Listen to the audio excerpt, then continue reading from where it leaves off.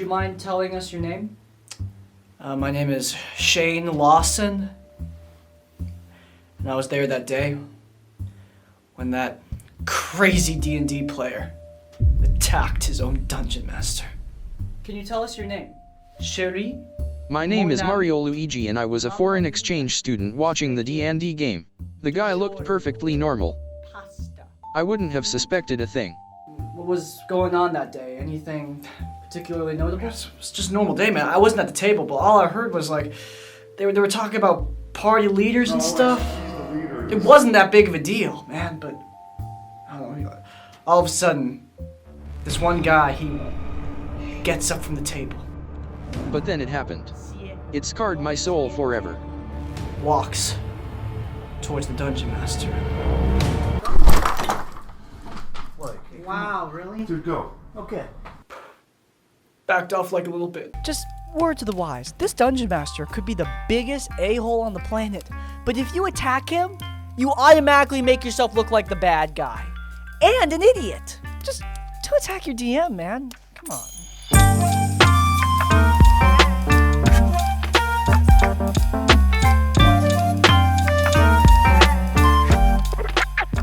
For those who don't know, Monster Hearts is a teen drama Oh, powered by the apocalypse! I knew it. See? I'm cultured. But anyway, this is a powered by the apocalypse game told through a supernatural lens, a la Buffy, Teen Wolf, Twilight. Has a particular emphasis on LGBT plus characters, even having rules for characters who are asexual or otherwise don't experience sexual attraction like most people. Our cast, fake names, myself playing the witch, formerly Immortal, who was on the ace spectrum, Damien, our dungeon master, and that guy of the story, Yue, who I was friends with before we started this game, playing the werewolf, Lily the Infernal, and Angus the Fae, formerly the Hollow, who was present but mostly irrelevant for the story. We have been playing the game since late last year, and everything had been great. Recently finished our first major arc, and we were kinda in between sessions, so to speak, when everything went down. At the end of the last arc, the werewolf had broken up in character with the Infernal, due to them starting to use magic again as a coping mechanism with all the problems going on around them. That same werewolf would then help my mortal escape a toxic relationship with the cult leader Big Bad Evil Guy and turn my bitter wrath into a weapon as my new witch character. Fast forward to last night. We're playing a prom session and the werewolf and my witch go to the dance together to make the Infernal jealous. Now everything had been going so smoothly for my character, so I decide to communicate? Okay, it's font? I guess I'm lost on this one. One Google search wasn't enough. I'm too lazy to do more.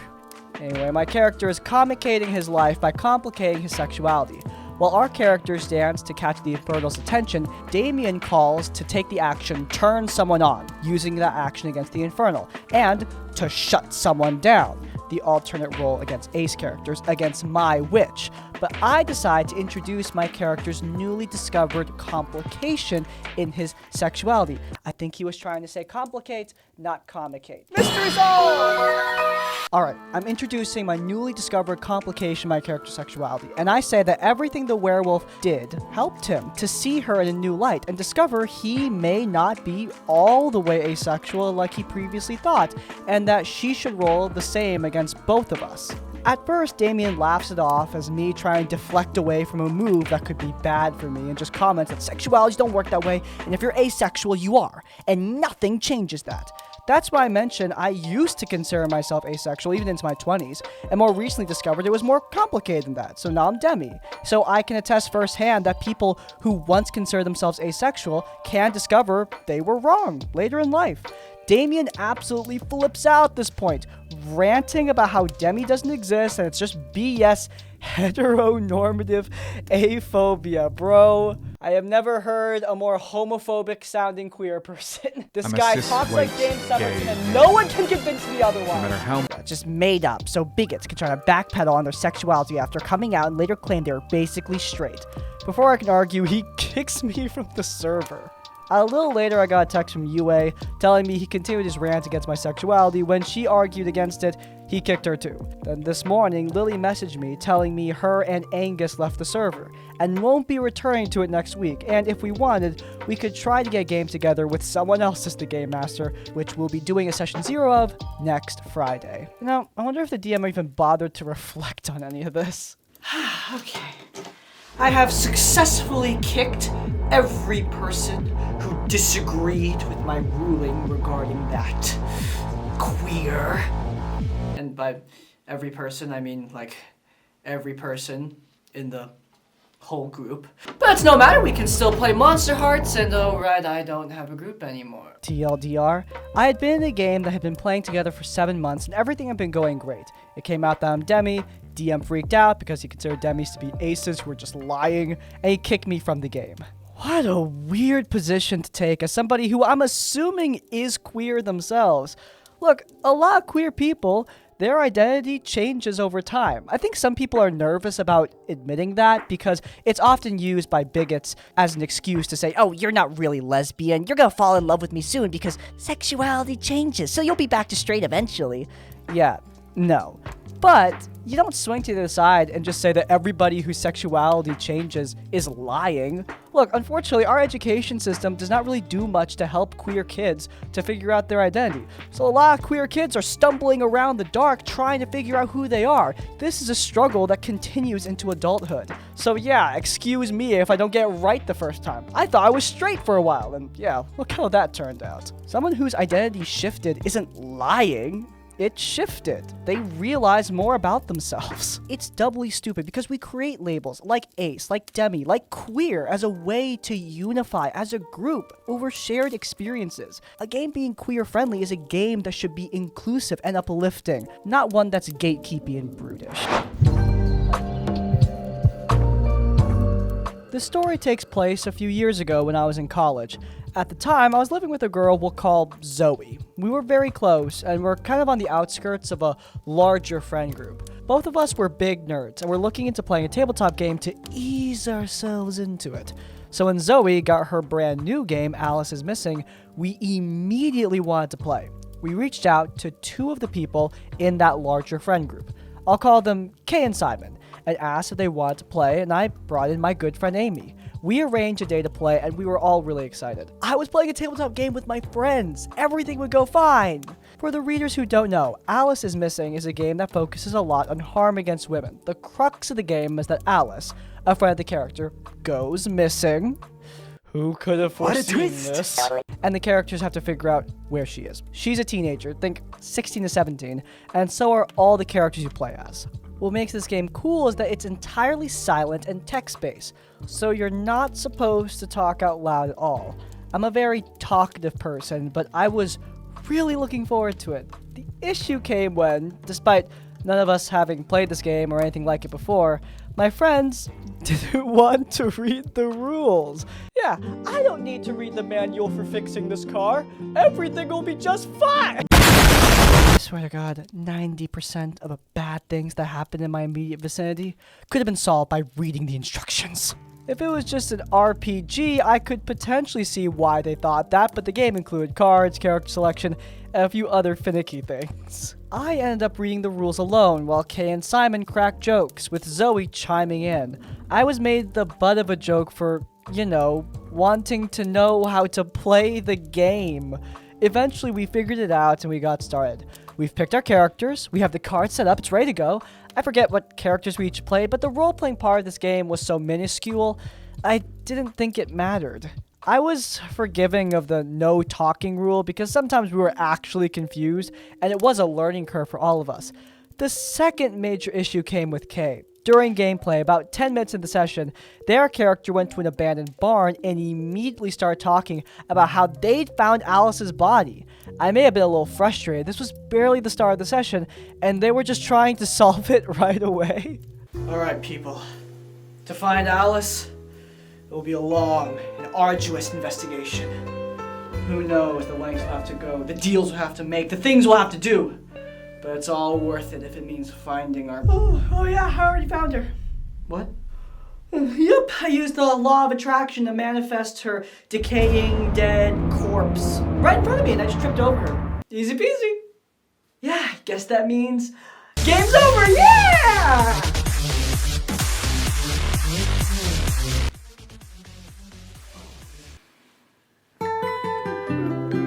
Luckily, the other people at the table also agreed that it was too soon, and we'd retconned what Kay had said and continued the game. The biggest issue came in with the side chats. Each person had the opportunity to have a side chat with everyone. So we had one main text chat that we texted in, which is totally fine. It's a cool game mechanic, except for the fact that this was, to my knowledge, a serious game at this point. It was looking like our version of Alice had been kidnapped by a trusted adult and held hostage. She might be dead. It was a heavy storyline. While I was attempting to solve this mystery with the help of Amy, who was unfortunately very soft-spoken and not the biggest RPG enjoyer, Zoe and Simon were sending each other memes, not even related to the game or the discussions, but just completely like non-sequitur SpongeBob memes. Nothing builds tension in a murder like "You're cringe!" I did my best to ignore them, even though they were whispering and giggling. It was supposed to be a silent game. All the while, poor Alice was, in fact, still missing. I don't entirely blame Zoe for this. She had a massive thing for Simon at the time and wanted to impress him. It just so happens that she chose to impress him by being a jerk to others, which was a bit of a red flag, but she's apologized about that since. We've moved on. We're okay. We end up wrapping up the session. Simon's character was dramatically killed in the process, which was unnecessary and mildly annoying, but the least of my issues at this point. And solved an issue. Honestly, I mean, yeah, if he was the one doing all the memes, just blowing his ass away is a good idea. I wish I could say we played again with a group that respects the other players and the subject matter, but that attitude towards gameplay had turned me off from D&D and other tabletop games, despite really wanting to play. I'm worried that if I'm too much of a rules lawyer, if I don't know anything, I'll be laughed at. I know this isn't the case with a good table. I have a lot of ideas for characters and settings, but the way I was treated for caring about a game that wasn't even technically mine has soured it for me a little. I'm still close with Amy and Zoe, and I still see them when I can, but other underlying issues made it so Kay and Simon just aren't in my life anymore. Hopefully I find a good table that likes, appreciates my care and interest, rather than one that considers it to be cringy or annoying. Thanks for reading, and I hope you have a good day. Hope this was close enough to the kind of RPG you talk about usually. Oh, yeah, totally. This game is absolutely valid. I've seen Alice is Missing on Becca Scott's channel, and it looks really, really fun and interesting. And it is the kind of game where you need some people who are gonna buy into it. It's like horror, you know? If you play horror with guys making dick jokes, it's not gonna work. You caring about the game isn't cringy, but at the end of the day, you can't change how other people perceive you. It's annoying, but it's just the truth. You can't control how others are going to treat this game. The best thing you can do is find people who are going to respect it the same way that you do. That doesn't mean you can't be friends with these people. I'm friends with lots of people who would not play D&D and would not enjoy it. That's all good. I just play D&D with different people. There are so many people out there who will respect this game and respect your love for it. You just gotta go out and look for them. I've been playing in TTRPGs for years now, and this one takes place in a homebrew, multi-year-long campaign that was run by my ex-boyfriend and someone I considered a close friend. Okay, place your bets. Does the ex in ex-boyfriend play a role in the story? I mean, you don't get anything if you win, but it's fun, okay? It was my ex-boyfriend and someone I considered a close friend. The problem was the DM. In this group, we had myself, a ranger, a homebrew race/class combo, a old man bard, and an artificer. The DM had a tendency to steal plot points from famous movies or television shows, and when it was pointed out, he would get really defensive. An example of this is when we were looking for some magical and powerful gems that the bard pointed out were very similar to the Infinity Stones from Marvel. It became a huge argument where he was saying that he planned this whole thing before Marvel had released that movie, and it was just a coincidence. He does know the comics existed way before the movie, right? No problem with taking inspiration, just don't lie about it, man. Additionally, the ranger who I was playing was a 16-year-old Titan and the daughter of the King of Hell, and he absolutely loved this character. At first, I was super flattered that one of my characters was loved until he started to sexualize her. He would draw NSFW art of this character, would make ref sheets of her that involved nudity, and were more of a... can I say that? It was an unrealistic body type, more than her actual body type. And he would ship her with her own father and animals as well? No, man! Stop! I didn't say no to any of this, and even roleplayed on the side because I was super uncomfortable, and at the time, I had a really hard time standing up for myself, and the DM knew this and took advantage of this.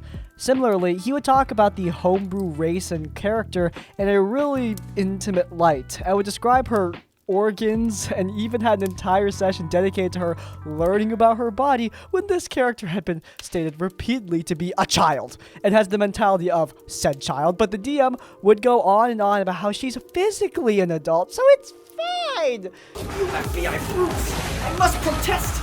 My girlfriend may look 13, but she is in fact 1,000 years old! Oh, wait. She's over 1,000 years old? Would you believe me? Yeah, of course, man. That's way above the age of consent. Oh, great. Yeah, I mean, so that means we're good, right? Yeah. No! No, you can't do this to me. She's very mature for her age. In Season 2, we all switched characters and classes. The setting was 1920s inspired, and most of us ran with that setting, had a lot of fun with it. In the very beginning of the campaign, though, I had made a firm boundary that I cannot, under any circumstances, handle bugs due to some trauma that I don't want to get into. And he said that there was not going to be anything bug-related in the campaign. One of the players was kidnapped by the Mafia and was put in a mimic pit. And in this mimic pit were potion bottles full of a liquid, and he ended up describing how the baby mimics looked like maggots and they were writhing around the bottle. And I was so grossed out and felt so sick that I ended up leaving the session that day. And the DM came to me afterwards and got upset at me for overreacting. It wasn't that big of a deal. I should have ran away from him then and there, looking back at it. Bro, you should have ran from him then and there when he pulled the 1,000-year-old dragon stuff. But you know, this is pretty bad too. Eventually, we kicked this DM out for being just a really crappy friend and for being a serial art tracer. Because that's worse than the Alabama stuff. I mean, serial art tracing, also not great. It got to the point where we had a little document made that shows all the art that he traced and claimed to be his own original characters. I ended up sharing all the things involving my own character and experiences with the rest of the group, and they were all mortified to find out just how gross he was behind the scenes, along with some of our other friends sharing their own disgusting experiences that I don't feel comfortable sharing, as those aren't my stories to tell. There was a small chance that he might hear the story, but I hold no shame in sharing what he did to my friend group. Thank you for reading the story of this creep DM. I want to say I really love listening to your horror stories while I play games. You have such a nice way of narrating them, and I love your goofy skits. Thank you, by the way. Anyway, yeah, this is terrible. I feel like non-confrontation is such a common thing in a lot of people, including myself. I mean, I had a problem player in my game for a good year, and hardly did anything about it beyond a few confrontations, quote-unquote, that he quickly shut down. Look, confrontation is scary. It's scary for a lot of people. That's just a hard truth. But that doesn't mean that you should just back down and let stuff like this happen. It's interesting because it seems like you guys got more angry about like the art tracing than you did about the creepy behavior in the game, because sometimes like in-game stuff, it sort of just goes over our head as not that bad because it's just in the game. But if it makes you uncomfortable, it is that bad. You are valid. It's still something that's worth getting upset over. But hey, no matter what caused him to get kicked out of the group, all that matters is that he did. That's good.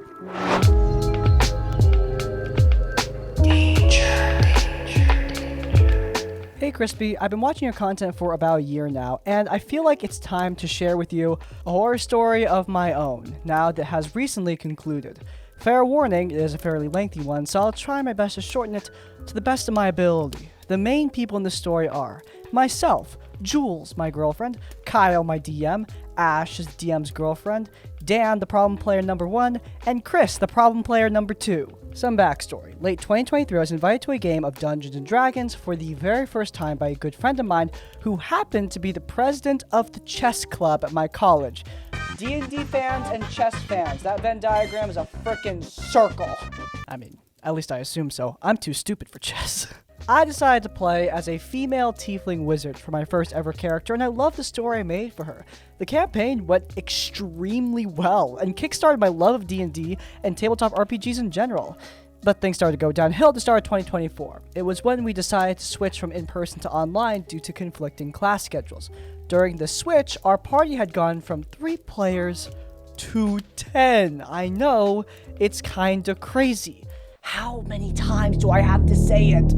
It's too many people! You guys don't listen to me. I don't even know why I bother. I know. It's kind of crazy. This is where our 2 problem players of the story come into play, Dan and Chris. Dan played a male tiefling warlock who was a demon stripped of his power and made mortal, cast out of the hells. Chris played a barbarian dwarf who was looking for his daughter who had been kidnapped by mind flayers. I suppose a little brighter and less intimidating than the more well-known mind flayers. Yeah, kidnapped by mind flayers in the Underdark. After a few months, the 3 party members had dropped out of the campaign, and now we're down to 7, more manageable. Up until this point, not much had happened aside from Dan having a lot of issues with talking over people, and got away with it because of the excuse of Discord messing up, or there being too many people trying to talk at once. Again, 10 people, but it was manageable. He would on occasion make an offhand sexual joke or comment that would make everyone go quiet just from the awkward silence, and we would have to silently move on and just ignore it. Chris, surprisingly, didn't really show any signs of being a problem player, but he had other issues that would soon become apparent. Chris wanted to try and run Call of Cthulhu, a one-shot that takes place in Universal Studios and would be an off-campus campaign, meaning non-college students could join. Dan and myself joined as players, and I asked if my girlfriend could join too, as she has always wanted to play a TTRPG but never got the chance to. Chris said yes, and we made our characters. I played as Elle from Death Note, my girlfriend Jules played as a college football player, and Dan played as a homeless drug addict who thought he was an actual wizard and could do magic. The one-shot turned campaign got to only 1 session before everything hit the fan. Chris left the D&D club server after getting into a fight with another member over Discord about politics. I'm resisting my dark urge right now.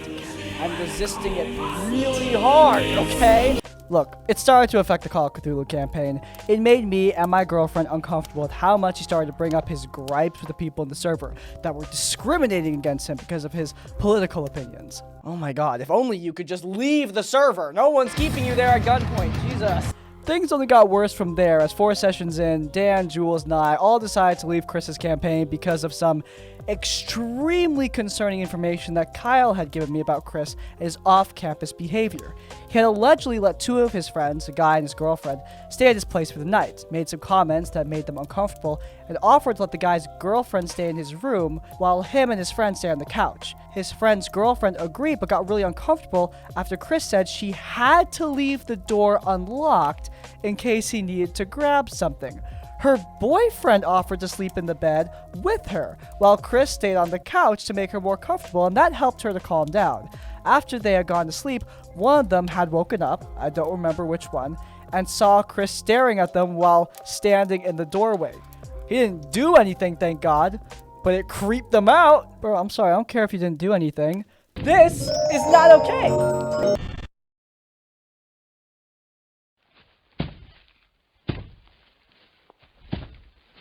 Chris had previously made a comment about shooting the same friend's girlfriend before and owned an actual gun, so it had to be treated as more as a joke by the school after being reported. And you brought her to his house? Woman, break up with this man immediately. He was deemed a security risk by the school, was banned from any and all club/organization activities. This obviously freaked us out, and we dropped him in his campaign immediately, and Kyle booted him from his campaign. This, however, is not the end of the story.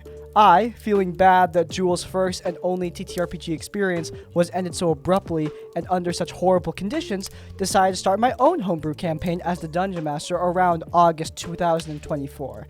I invited Jules, Kyle, and Ash, Kyle's girlfriend. I end up running into Dan on campus and talk with him a bit when Jules FaceTimed me. She mentioned I was running my own campaign and offered Dan to join because she felt bad that Dan had lost his campaign when Chris's campaign imploded. I felt bad saying no because I don't want to be rude, so I caved and said that this guy could join. Fast forward a few weeks to when I first have the Discord server for my campaign.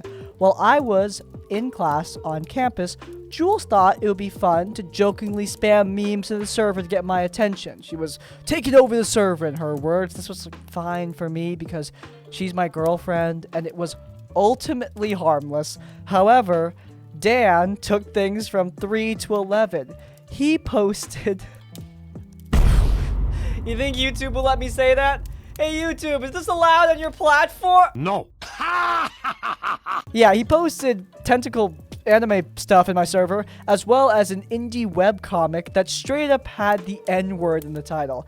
After I saw that happening, I immediately told him to knock it off and delete the stuff from my server, which he did. That alone should have been enough for me to kick him, but I ultimately decided to give him another chance. This was a big mistake on my part.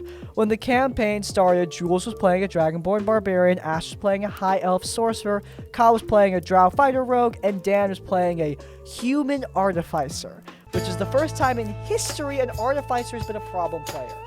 Seriously, these guys are just not problematic. I think they're pretty cool. The thing about Dan's character was that he specifically made mention of the fact that she was 18, acted like an innocent child because she was raised in the mountains and looked like Sinon from Sword Art Online, the anime. I also look like someone from Sword Art Online, the anime. But then again, you guys think I look like every black-haired anime protagonist, so...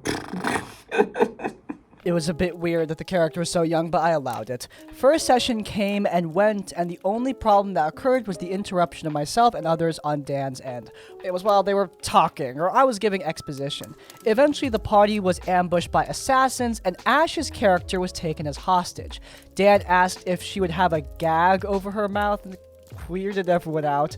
He made another comment later that same session about not letting Kyle and Ash's characters sleep together because that's how babies are made. It was after the session that myself and Kyle had enough. We both wrote long messages to Dan explaining he was being removed from each of our respective campaigns, the behaviors which resulted in our decision. Since the 2 problem players have been removed, Kyle's campaign is down to 5 players, and I have found a replacement for Dan in my campaign, and both have been going extremely well since their removal. Sorry again about how long the story was, but I hope you enjoyed reading it at least a little. Have a nice rest of your day, and keep up with the amazing content. I hope you have a nice day as well. Honestly, Dan's vile sins of weird vibes don't really trump the fact that he constantly talks over the players and the DM. That is so annoying, so incredibly. Like, yeah, making weird comments about gagging women and playing an underage girl. Yeah, those are definitely weird and worthwhile to be worried about. But I don't think they'd actively piss me off as much as getting interrupted constantly. Though keep in mind, those comments are only staying not that bad at that time. The more you normalize somebody talking about gagging player characters in a weird sexual way, the more you normalize them being able to escalate those comments into territory you really don't want to go to. As for Chris, yeah, that is something that is shockingly normalized on some college campuses. Like, people just casually threaten, like, oh, I'm gonna kill your girlfriend, she's so annoying, and just expect there to be no consequences for that. Yeah, getting banned from club should be the least of his concerns. Hey, that's a wrap. If you guys enjoyed, then you might enjoy this episode of D&D Advice, where we talked about Reddit's worst dungeon masters. It's linked in the cards. But before you go, please do leave a like on this one and subscribe to Crispy's Tavern so you don't miss any of our content as it comes out. And finally, if you want to leave your own stories or thoughts, you can go down in the comments down below. If you can't think of a comment, leave the comment actually queer-friendly to represent Crispy's Tavern and to let me know you made it to the end of the video. Hey, by the way, if you have your own horror stories, you can send them directly to us. There's an email down in the description down below. Send your stories our way for a chance to be featured in one of these videos. But hey, even if you don't have any stories, in essence, like, comment, subscribe. I'll see you all next time. Farewell. This gun is so freaking heavy, it's hard to hold in one hand.